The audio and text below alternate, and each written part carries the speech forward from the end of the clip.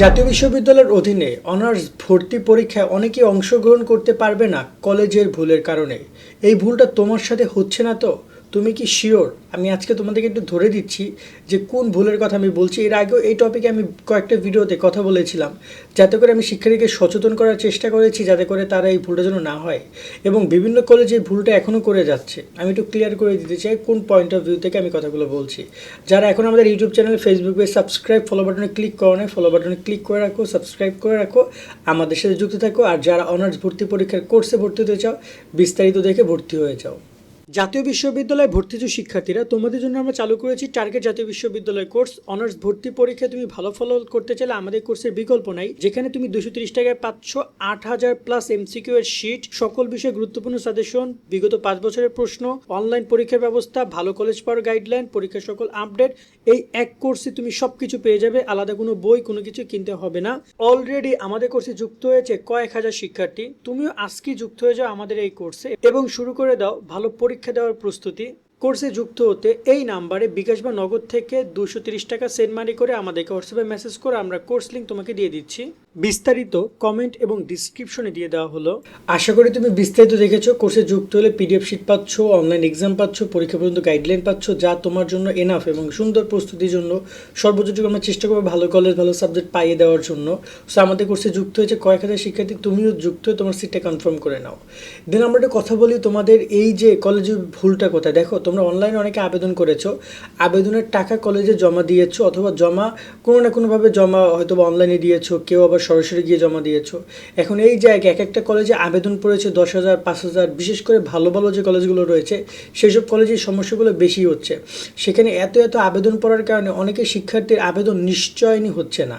তারা মূলত অনলাইনে, আমি আবারও বলি, অনলাইনে তোমরা ভিউ অ্যাপ্লিকেন্ট লগ ইনে গিয়ে তুমি তোমার অ্যাপ্লিকেশন আইডি এবং পাসওয়ার্ড বা পিন নাম্বারটা দিয়ে লগ ইন করার পরে ভিউ অ্যাপ্লিকেশনে গিয়ে অনেকেই এখনও সাবমিটেড পাচ্ছে, টাকা জমা দেওয়ার পরেও সাবমিটেড পাচ্ছে। টাকা জমা দেওয়ার পরও তার এখন ওইখানে দেখাচ্ছে যে তার টাকাটা জমা হয়নি, অ্যাপ্লিকেশন নিশ্চয়ন হয়নি। এই একটা ভুলের কারণে অনেকে ভর্তি পরীক্ষা দিতে পারবে না, যদি তার এই বিষয়টা খেয়াল না করে।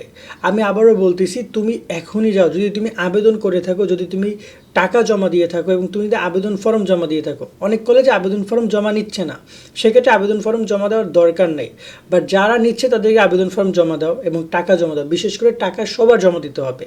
টাকা যদি জমা দিয়ে থাকো এবং তোমার দেখো যে আবেদন ওই যে ভিউ অ্যাপ্লিকেশন অনলাইন, যেখানে তোমার অ্যাপ্লিকেন্ট লগ ইন আছে, ওইখানে ভিউ অ্যাপ্লিকেশনে রিসিভ লেখাটা আসছে কিনা, যদি রিসিভ লেখাটা না আসে তাহলে তুমি ওয়েট করো 2-1 দিন বা কয়েকদিন, তারপরে যদি না আসে দেন তাহলে তুমি কলেজে যোগাযোগ করো। কারণ ওই জায়গায় যদি রিসিভ না করে কলেজ, তাহলে কিন্তু তোমার আবেদন কিন্তু গ্রহণ হচ্ছে না।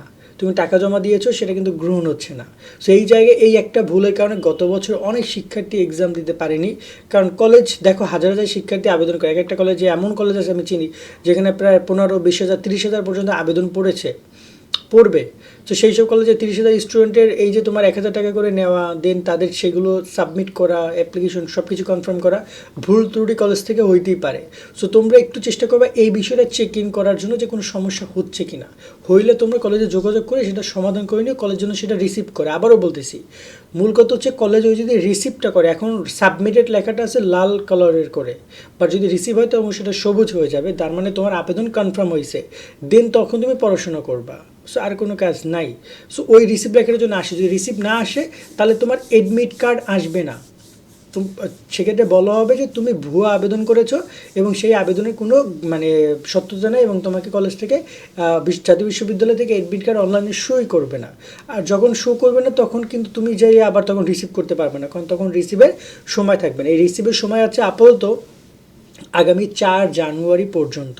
সো আশা করি তোমরা বিষয়গুলো বুঝেছো যে কোন পয়েন্টে তোমাদের সবচেয়ে বেশি টাইম দিতে হবে। সেক্ষেত্রে শুধুমাত্র এখানে যাও, একটু খোঁজ নাও অনলাইনে, যদি না আসে, অনেকের মোবাইলে মেসেজ আসছে রিসিভ লেখার নামে, তাও তোমরা অনলাইনে একবার চেক করে নাও। যদি অনলাইনে রিসিভ লেখা দেখো দেন না, খুব সুন্দর, কেমন, তাহলে হয়ে গেল। আর যদি না থাকে তাহলে কলেজে যোগাযোগ করবা। কারণ অনেক শিক্ষার্থী আমাদেরকে কোর্সে যারা যুক্ত হয়েছে প্রায় কয়েক হাজার, ওরা অনেকেই মেসেজ করছে ভাই আমার রিসিভ আসতেছে না, 7 দিন 8 দিন 10 দিন হয়ে গেছে। আমি বলছি কলেজে যোগাযোগ করতে হবে, কারণ যদি এতদিনে না আসে টাকা জমা দেওয়ার পরেও, তাহলে এটা মোটামুটি কাজে স্বাভাবিক না, এটা অস্বাভাবিক। কেমন, সকলে অনেক অনেক ভালো থাকবা। আল্লাহ হাফেজ।